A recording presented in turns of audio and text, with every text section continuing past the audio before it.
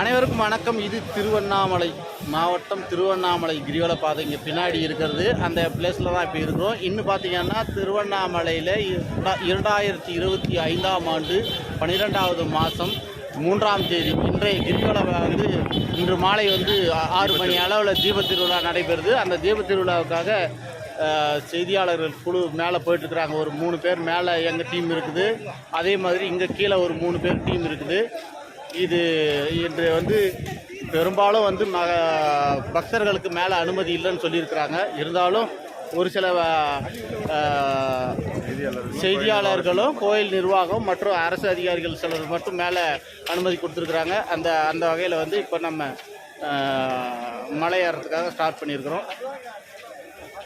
மேலும் மேலே போக போக ஒவ்வொரு வீடியோவும் போயிட்டே இருப்போம். ஒவ்வொரு தகவலும் ஒருத்தருக்கும் லைவ் லிங்க் இதில் கொடுப்போம். திருவண்ணாமலை தீபம் நாள் பார்த்திங்கன்னா 3/12/2025. இது வந்து திருவண்ணாமலை கோவில் 2 கோபுரங்கள் தெரியும் வண்ணம் உள்ளது. இந்த இடத்துல இருந்து தான் மலைக்கு நாம் ஏறக்கூடிய பகுதி அமைந்திருக்கிறது. செய்தியாளர்கள் வந்து கேமராவோடு இருக்கிறாங்க. இது வந்து உள்ள என்ட்ரன்ஸ் பகுதியில் உள்ள பரிசோதனைக்கு பிறகு அடையாள அட்டை உள்ள நபர்கள் மட்டுமே உள்ளே அனுமதிக்கப்படுகின்றனர். அதை தாண்டி இந்த பகுதி மலை ஏறும் பகுதி ஆரம்பிக்கக்கூடிய அந்த காட்சிகளை தான் தற்பொழுது பார்த்து கொண்டிருக்கிறீர்கள். இந்த இடத்துல இருந்து தான் நாம் துவங்கி போகிறோம். ஒரு குறிப்பிட்ட தூரம் சென்றவுடன் அங்கே வந்து மிக ரம்மியமாக அந்த திருவண்ணாமலை மாவட்டத்தினுடைய அந்த கோயில் பகுதி வந்து மிக சிறப்பாக பார்ப்பதற்கு மிக மிக ரம்மியமாக காட்சியளிக்கிறது. கோயில் வந்து பார்ப்பதற்கு மிக அழகாக உள்ளது. இதனுடைய க்ளோஸ்அப் காட்சியும் பாருங்கள், ரொம்ப அழகாக இருக்குது.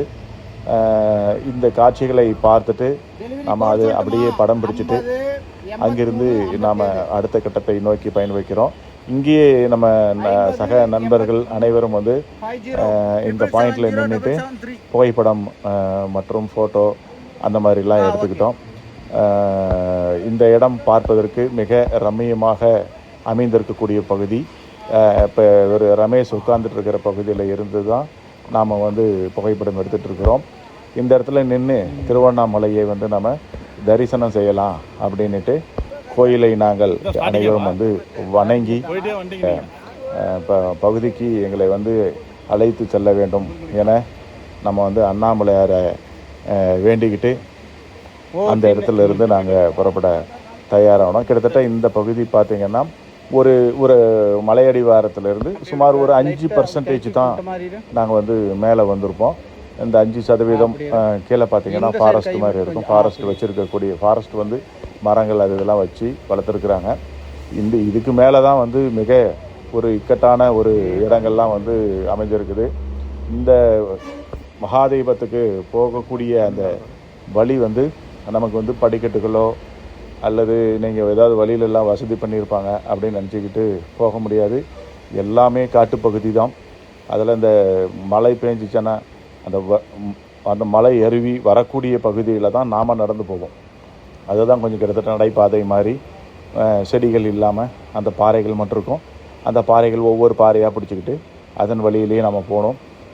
இந்த மலை தீபத்திற்கு மகாதீபத்திற்கு அந்த மலைப்பகுதிக்கு நாம் செல்லக்கூடியதில் பார்த்திங்கன்னா 2 வழிகள் வந்து அமைந்திருக்கிறது.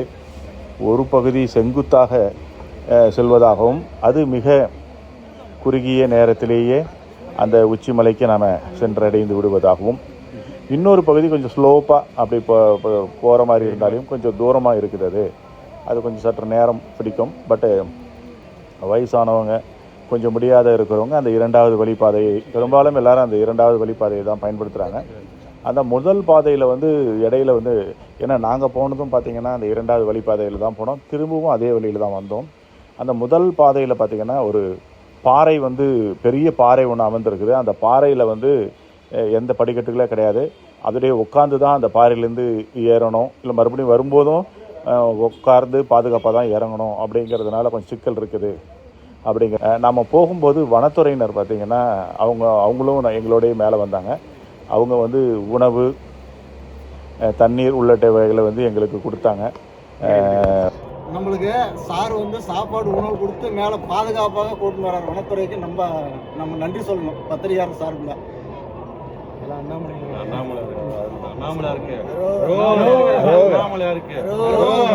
இடத்துலேருந்து நாங்கள் புறப்பட்டோம். இப்போ பார்த்துக்கிட்டு இருக்கிற பகுதி பார்த்திங்கன்னா இது வந்து கடந்த மாதம் வந்து அந்த மலையில் வந்து நிலச்சரிவு ஏற்பட்டிருக்குது. மிக கடுமையான நிலச்சரிவு ஏற்பட்டு இதன் காரணமாக சிலர் வந்து இறந்ததாக கூறப்படுகிறது. அந்த நிலச்சரிவு பகுதி தான் இது. இந்த நிலச்சரிவு காரணமாகத்தான் மலை ஏறுவதற்கு பொதுமக்களுக்கு வந்து தடை விதிக்கப்பட்டுள்ளது. அதை மக்கள் புரிஞ்சுக்கணும். காவல்துறையும் வந்து யாருக்கும் எந்த பொதுமக்களுக்கு எந்த விபரீதமும் நேர்ந்துவிடக்கூடாது என்பதில் கவனமாக இருக்கிறாங்க. வனத்துறையும் மிக சிறப்பாக செயல்பட்டார்கள். இங்கே பார்த்திங்கன்னா வனத்துறையினர் வந்து அந்த சரிவு பகுதியில் நின்றுக்கிட்டு இங்கே யாரையும் நிற்கக்கூடாது, இந்த இடத்த உடனடியாக கடந்து போயிடணும் அப்படின்னு சொல்லி அவங்கள அனுப்பிச்சி வைக்கிறாங்க. அதே போல் மகாதீபத்திற்காக கிட்டத்தட்ட பார்த்திங்கன்னா 3500 கிலோ நெய் வந்து பயன்படுத்துகிறாங்க. அந்த நெய்யை வந்து எடுத்துகிட்டு வரும் பணியை அந்த கோவில் நிர்வாகத்தினர் வந்து செய்கிறாங்க. பார்த்திங்கன்னா ஒவ்வொருத்தரும் 15 லிட்டர் கொண்ட 2 டின்கள் வந்து இதை வந்து எடுத்துகிட்டு வராங்க. பட்டு அதே போல் இன்னும் அந்த கோவில் அந்த தீபத்திற்கு உண்டான சில பொருட்களையும் அவங்க எடுத்துகிட்டு வர காட்சிகளை நம்ம பார்த்தோம். இது அந்த மலை உச்சிப்பகுதி நீங்கள் நினைப்பது போல் வந்து நிறைய பரவலான இடமெல்லாம் கிடையாது. மிக குறுகிய இடம். அது ஒரு தனி அந்த மலைக்கு மேலே இது ஒரு தனி ஒரே ஒரு பாறையாலான ஒரு குன்று மாதிரி இருக்குது. அதை சுற்றி வந்து பார்த்திங்கன்னா எந்த இதுவும் கிடையாது. பாதுகாப்பு அம்சங்கள் வந்து பெருசெல்லாம் கிடையாது. போலீஸார் வந்து கயிறு மட்டும் கட்டி வச்சுருக்கிறாங்க. அதனால் அங்கே நிறைய பேரும் அங்கே வந்து நிற்க முடியாது. கிட்டத்தட்ட எனக்கு தெரிஞ்சு ஒரு அதிகபட்சமாக பார்த்திங்கன்னா ஒரு 300 பேர் நிற்க முடியும். அவங்க உட்கார கூட முடியாது. அவ்வளவு குறுகலான ஒரு இடம். அந்த இடத்துல பார்த்திங்கன்னா இந்த மகா தெய்வத்திற்கான அந்த நெய் தொட்டி வந்து இது வந்து நேற்றே வந்து கோவில் நிர்வாகத்தால் வந்து இது எடுத்துகிட்டு வரப்பட்டது. இது வந்து கிட்டத்தட்ட 350 கிலோ கொண்ட கொப்பரை. இந்த கொப்பரையை வந்து நாங்கள் முதல்ல செய்தியாளர்கள் உள்ளே போயிட்டதுனால அந்த கொப்பரையை வணங்கி நாங்கள் வந்து அங்கே வந்து அமர்ந்திருந்தோம். செய்திகளுக்கு தேவையான நெட்வொர்க்குகளை எல்லாம் அங்கேயே வந்து டெம்பரவரியாக ரெடி பண்ணி மேலே வந்து எந்த நெட்வொர்க்கும் வரல. பட் இருந்தாலும் அவங்க வந்து சில நெட்வொர்க்குகளுக்கு கீழேருந்தே கேபிள் கொண்டு வந்து ஏன்னா அனைத்து தமிழ்நாட்டில் உள்ள அனைத்து பக்தர்களும் இந்த மகாதீபத்தை நேரடியாக காண வேண்டும் என செய்தியாளர்கள் பார்த்திங்கன்னா அவங்க பட்ட கஷ்டமே வேறு. அந்த கேமராவை தூக்கிக்கிட்டு ட்ரோனை தூக்கிட்டு அது சார்ந்த பொருட்களை எல்லாம் தூக்கிக்கிட்டு ரொம்ப கடினப்பட்டு அங்கே போய் நெட்டு கனெக்ஷனை தற்காலிகமாக ஏற்படுத்தி அதை எல்லாத்துக்கும் பகிர்ந்து கொடுத்து அப்புறமா தான் அவங்க வந்து உங்களுக்கு வந்து நேரடியாக அவங்களால வழங்க முடியுது. அவங்க அதுக்குண்டான பணிகள் எல்லாம் செய்து முடிக்க அங்கே பார்த்திங்கன்னா பாதுகாப்பு படையினர் வந்து இந்த கொப்பரை மற்றும் அந்த மகாதீபம் ஏற்றக்கூடிய பகுதிகளில் வந்து பாதுகாப்பு படையினர் மிக கடுமையாக வந்து பாதுகாப்பு கொடுத்துருந்தாங்க. இந்த பாறையினுடைய ஓரங்களில் யாரையும் வந்து செல்ல அனுமதிக்காமல் அங்கங்கே அந்த வனத்துறையினர் மற்றும் தீயணைப்பு துறையினர் அவங்களுடைய செயல் மிக அபரிதமானது. யாரும் ஓரம் சென்று அங்கே எது தவறி விழுந்துடக்கூடாது என்பதற்காக எல்லா பகுதிகளிலும் ஓரமாக அவங்க வந்து அவங்களுடைய உயிரையும் துச்சமென கருதி அந்த இடத்துல உட்கார்ந்துருந்தாங்க.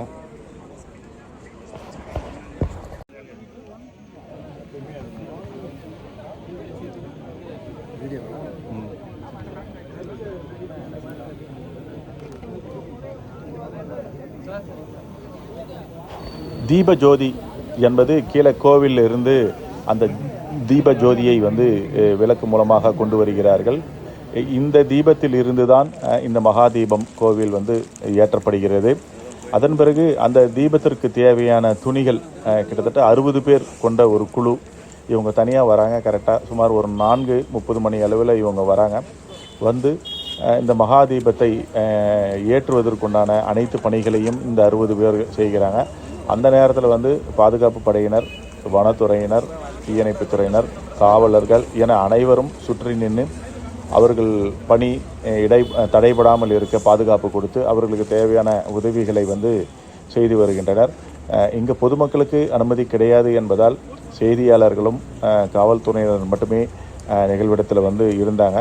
பட் இதையும் தாண்டி பொதுமக்கள் வந்து மாற்று பாதையில் அங்கங்கே ஏதான ஒரு சூழ்நிலையில் போலீஸாரனுடைய தடையும் தாண்டி வர முடிவதை நம்மளால் காண முடிகிறது. இப்போ மகா தீபத்தை ஏற்றுவதற்குண்டான பணிகள், அதாவது நெய் ஊற்றும் பணி நடைபெறுகிறது.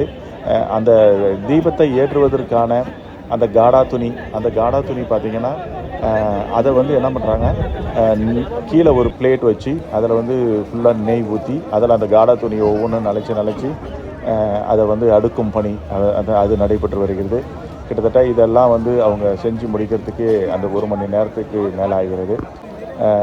இதனை சுற்றி காவல்துறையினர் வந்து பாதுகாப்பு படையினர் இவங்கெல்லாம் வந்து பாதுகாப்பு கொடுத்துட்ருக்குறாங்க. இந்த 300 அதாவது திருவண்ணாமலை அந்த தீபம் திருவண்ணாமலையினுடைய தீபம் ஏற்றக்கூடிய பகுதி பார்த்திங்கன்னா தரைப்பகுதியிலிருந்து 2668 அடி கொண்டது. கிட்டத்தட்ட 350 கிலோ கொப்பரை கடந்த ஒரு நாட்களுக்கு முன்பாகவே வந்து கோவில் நிர்வாகத்தினர் வந்து இந்த கொப்பரையை கொண்டு வந்து அந்த இடத்துல வச்சிடுறாங்க. இந்த மகாதீபத்தை ஏற்றுவதற்காக 3500 கிலோ நெய் வந்து அதில் வந்து ஊற்றப்படுகிறது. துணி பார்த்திங்கன்னா காடா துணி வந்து 1000 கிலோ கொண்ட காடா துணி கொண்டு வரப்படுகிறது. அதனை வந்து நெய்யில் நினச்சி தான் அவங்க அந்த தீபத்தை சுற்றி அந்த இதெல்லாம் நினைக்கிறாங்க. இந்த மகாதீபத்தை காண திருவண்ணாமலைக்கு இன்று மட்டும் கிட்டத்தட்ட 40 லட்சம் பக்தர்கள் வந்து வந்திருப்பதாக காவல்துறையினர் தெரிவிக்கிறாங்க. அதே போல் இவர்களுடைய பொதுமக்களுடைய பாதுகாப்பிற்காக கிட்டத்தட்ட 15,000 போலீஸார் வந்து பாதுகாப்பு பணிகள் வந்து ஈடுபட்டு வருகிறார்கள். அதாவது சிவன் வந்து ஜோதி வடிவமாக காட்சியளிக்கக்கூடிய ஒரே நேரம் இந்த மகாதீபம் தான் என கூறப்படுகிறது. இதனை காண்பதற்காக அதாவது திருவண்ணாமலை மாவட்டங்கள் அல்லாத தமிழகத்தில் உள்ள அனைத்து மாவட்டங்களிலும் இருந்து மற்ற மாநிலங்களிலும் இருந்து ஒரு சில வெளிநாட்டினரை கூட இந்த மகாதீபத்தை காண வந்திருப்பதை நம்மளால் காண முடிந்தது. அவ்வளவு சிறப்புமிக்க கோவில் இந்த திருவண்ணாமலை கோயில்.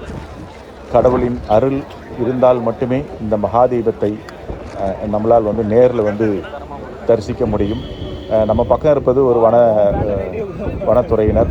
அவர் வந்து இந்த தீபத்தை வந்து சங்கு ஊதும் பணியை வந்து தீயணைப்பு துறையினர் இந்த தீபத்தை ஏற்றும் போது அவர் வந்து சங்கு ஊதி அந்த தீபத்தினை வந்து உற்சாகப்படுத்துகிறார். நண்பர்கள் வந்து பார்த்திங்கன்னா செல்ஃபி ஃபோட்டோ, செல்ஃபி வீடியோ இப்படி எல்லாரும் வந்து அவர்கள் இந்த மகாதீபத்தில் கலந்து கொண்ட பகுதியை வந்து எடுத்து மகிழ்ந்து கொள்கிறார்கள். கிட்டத்தட்ட மணி இப்போ பார்த்திங்கன்னா ஒரு 5 மணி இருக்கும். கரெக்டாக மகாதீபம் ஏற்றுவதற்கு ஒரு அரை மணி நேரத்திற்கு முன்பாக நல்ல மழை பிடித்து மழை பெய்ய துவங்கியது. முன்னெச்சரிக்கையாக எல்லாரும் வந்து அந்த மழை பெய்யாமல் இருக்கிறதுக்கு அந்த ரெயின் கோட் கொண்டு வந்திருந்ததுனால எல்லோரும் வந்து ரெயின் கோட்டெல்லாம் எடுத்து போட்டுக்கிட்டாங்க.